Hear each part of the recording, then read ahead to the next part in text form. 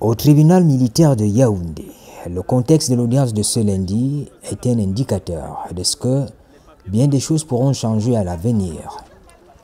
Nombre de questions périphériques ont pu être évacuées. Vous vous souvenez que les avocats avaient soulevé une demande de communication des pièces. Alors, la Cour d'appel s'est prononcée dans le même sens que le tribunal militaire, c'est-à-dire à rejeter cette décision. Donc la cause revenait ce jour pour qu'on examine d'abord ce formalisme et ensuite que l'on ouvre les débats.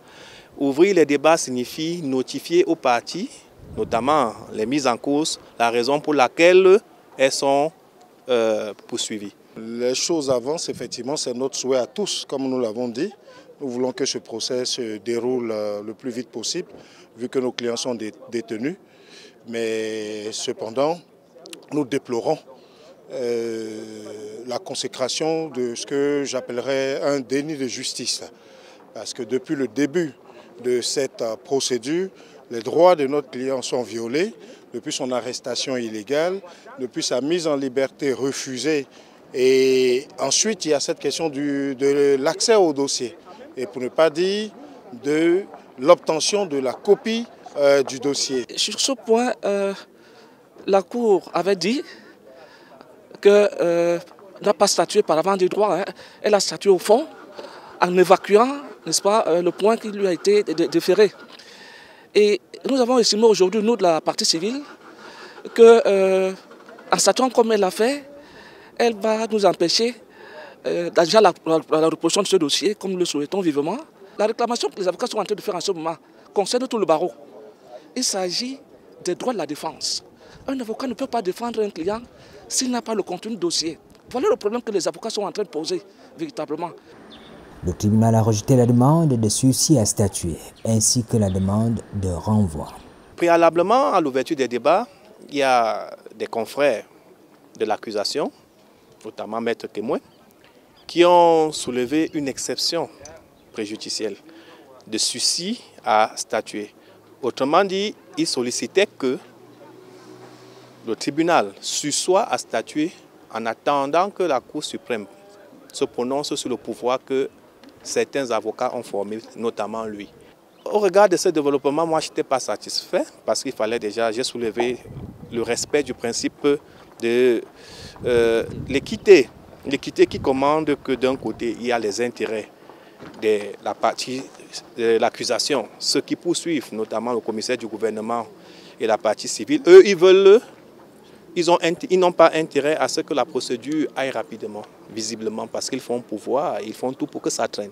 Mais nous, de notre côté, nous avons des clients qui sont détenus et qui bénéficient de la présomption d'innocence. Alors, du point de vue strictement légal, les confrères ont soulevé leur exception sans donner à voir quels sont les textes qui imposent au tribunal de suspendre ou alors de surseoir à statuer en attendant que la Cour suprême se prononce. Nous avons fait un pouvoir à la Cour de cassation et je dois vous dire que c'est avec beaucoup de surprise que je constate une lecture tout à fait biaisée de la loi, notamment de l'article 803, pour faire dire à la loi, à ce texte, que le pouvoir en cassation en matière pénale n'est pas suspensif. Ça n'existe pas. Eh bien, on fait tout pour que tant qu'une décision n'est pas prise par la Cour de cassation, on ne puisse pas poursuivre la procédure au fond. Or, ici, je constate qu'il y a une forme de passage en force de la part du tribunal militaire et c'est une déception assez grande de notre part. Nous avons soulevé une question préjudicielle en estimant que le problème qui doit être débattu, peut être résolu préalablement par la Cour suprême. Mais il s'est trouvé que la Cour d'appel s'est prononcée au fond. Si elle s'était prononcée par jugement avant du droit, peut-être qu'on aurait eu gain de cause. Mais là, le tribunal a fait des constatations, purement et simplement, en disant que déjà, il n'y a pas eu d'exception préjudicielle et que par conséquent, il n'y a pas de sursis. Et que pour les autres avocats de la défense qui ont demandé le renvoi et le sursis, en fait, convergent vers le même objectif. C'était la suspension de cette audience à laquelle nous assistons pour attendre le pourvoi. Alors, en rejetant et la demande de renvoi et celle de sursis, cela voudrait tout simplement dire que les débats sont en train de se poursuivre. Mais ça nous laisse à notre fin. Nous avons relevé que de l'exception, il n'en était aucune. Parce que quand on parle d'exception préjudicielle, il faudrait au préalable qu'une question soit posée au tribunal et qui oblige le tribunal à surseoir à statuer en attendant que la juridiction ou le juge compétent puisse se saisir de la question.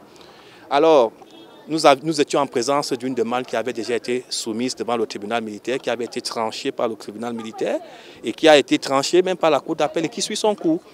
Nous avons posé légalement et logiquement la question de savoir où est la question préjudicielle qui fonde ou qui fonderait le sursis à exécution. Manifestement, il n'y a pas eu de réponse. Le commissaire du gouvernement ainsi que certains confrères de la défense ont manifestement suivi mon point de vue, ce qui me réjouit. Autre observation des parties au procès, notamment le commissaire du gouvernement. La double casquette de l'État, partie civile, État civilement responsable. En son temps, justement, c'était au mois d'avril, nous avons estimé que cette double casquette que l'État, la DGRE veut révertir, pose problème. Parce que nous sommes des agents de la DGRE. Lorsque nous posons des actes dans le cadre de notre service, nous estimons que nous appartenons à cette DGRE et nous sommes des agents de l'État, nous sommes des fonctionnaires de l'État. Alors, si l'État vient aujourd'hui comme partie civile, ça veut dire qu'elle estime déjà d'emblée que l'État est victime.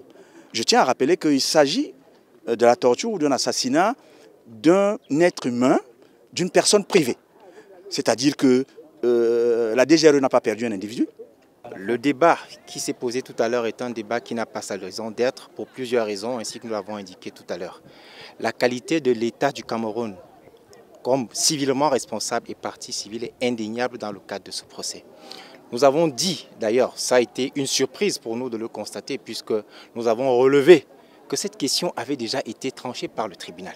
À l'orée de ce procès, la même question avait été formulée et le tribunal avait indiqué de manière claire, précise et non équivoque que cette question était prématurée en l'état, parce que rien ne s'oppose à cette double qualité. Le même débat a eu lieu en appel et le parquet a d'ailleurs également indiqué que c'est un débat qui ne doit pas se poser parce que la qualité ne peut pas, cette double qualité ne peut pas être contestée en l'état actuel. Nous avons donc été très surpris de ce revirement à 360 degrés du commissaire du gouvernement ainsi que des parties qui l'ont embrayé. En l'état actuel, on parle de victimes. La constitution de partie civile, c'est au moment où vous estimez que vous pouvez, vous constituez partie civile, vous avez subi un préjudice et on vous demande qu'est-ce que vous avez donc à ventiler comme ce que vous demandez en termes de dommages. Mais en l'état actuel, lorsque l'État vient dorer à une procédure, il dit nous sommes partie civile, nous sommes en matière pénale. Il y a ces agents qui sont indexés. Le moment venu, si l'État estime que ces gens n'ont pas agi dans le respect des lois et autres, il y a ce qu'on appelle l'action récursoire. Ça veut dire qu'on peut condamner l'État, la DGRE a payé une certaine somme à la famille de Martinez-Zogo. L'État peut à ce moment-là se retourner contre ces accusés, ces personnes qui ont été condamnées. Mais vouloir jouer ce double jeu de juge et partie au début d'un procès, je dis, c'est malsain. Si l'État n'est pas constitué comme partie civile dans le cadre de ce procès, l'État perd beaucoup déjà en termes d'image. Vous savez, le procès qui s'ouvre aujourd'hui est un procès qui est suivi aussi bien sur le plan national qu'international.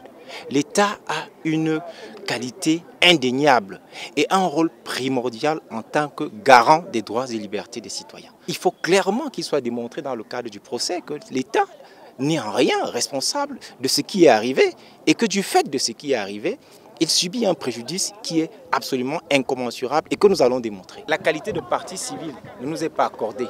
Cela voudrait dire que les témoins que nous entendons déposer ici dans le cadre de la manifestation de la vérité ne pourront plus. Puisqu'il faut vous rappeler qu'à l'entame du procès, il a été demandé à toutes les parties de produire leur liste des témoins. Et la liste des témoins de la DGRE comme partie civile a bien été déposée et actée dans le dossier de procédure. Donc il est évident que nous retirer cette qualité de partie civile aujourd'hui nous causera incommensurablement un préjudice. Par une mention, le tribunal a retenu la casquette de l'État civilement responsable.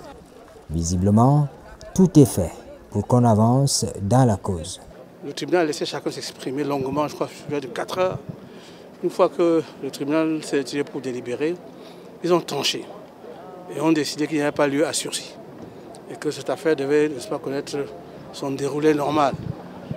Sur ces entrefaits, alors que nous pensions qu'on allait démarrer, ils ont encore soulevé une autre exception sur laquelle le tribunal s'est également prononcé à vider sa saisine. Et enfin, quand on avait l'impression d'être complètement libéré, le commissaire du gouvernement a décidé de demander au tribunal de clarifier une position juridique qui était inconfortable pour chaque juriste, à la fois nous-mêmes, de la défense, et certains avocats de la partie civile, et d'autres avocats, n'est-ce pas, de la défense. Il s'agissait de savoir si l'État du Cameroun, intervenant comme DGRE, pouvait être en même temps partie civile et civilement responsable dans ce dossier. Ce qui, sur le plan des principes, est une question incroyablement inconfortable juridiquement pour trancher. Et après près de 2 heures de débat, le tribunal s'est retiré pour délibérer et il vient de rendre sa décision. C'est-à-dire qu'en fin de compte, la seule qualité qu'on admet à la DGRE, c'est d'être civilement responsable. Dès lors, vous verrez à la prochaine audience que la configuration physique, n'est-ce pas, de la salle d'audience va changer. C'est-à-dire qu'ils partiront du côté du ministère public pour s'installer à côté de la défense. Je pense qu'on prend la bonne voie et le 9, nous sommes prêts pour éclairer le tribunal et l'opinion sur la vérité de ce dossier qui commence à traîner. Aujourd'hui, nous sommes satisfaits de savoir que le tribunal a pris en compte nos arguments que nous avons soulevés depuis avril pour estimer que l'État ne pouvait pas avoir cette double casquette dans ce procès. Il s'agit des agents de l'État, donc de la DGRE, et que la DGRE, venant ici comme civilement responsable, ne peut pas en même temps venir comme partie civile. Donc nous pensons que c'est pour la clarté des choses. On va écouter tout le monde maintenant. Le dossier est renvoyé pour l'ouverture des débats, pour que chacun puisse s'expliquer, qu'on dise à chaque personne ce qu'on lui reproche. Et à ce moment-là, on pourra entendre les témoins et examiner les pièces qu'il y a dans ce dossier. Nous pensons simplement que nous sommes en train d'évoluer sereinement. Nous évoluons. Sur le motif de renvoi de la dernière audience, on a appris du commissaire du gouvernement que l'arrêt du 18 juillet a été transmis par voie administrative au parquet de Séan et que le dossier de procédure est rétabli au greffe du tribunal militaire de Yaoundé.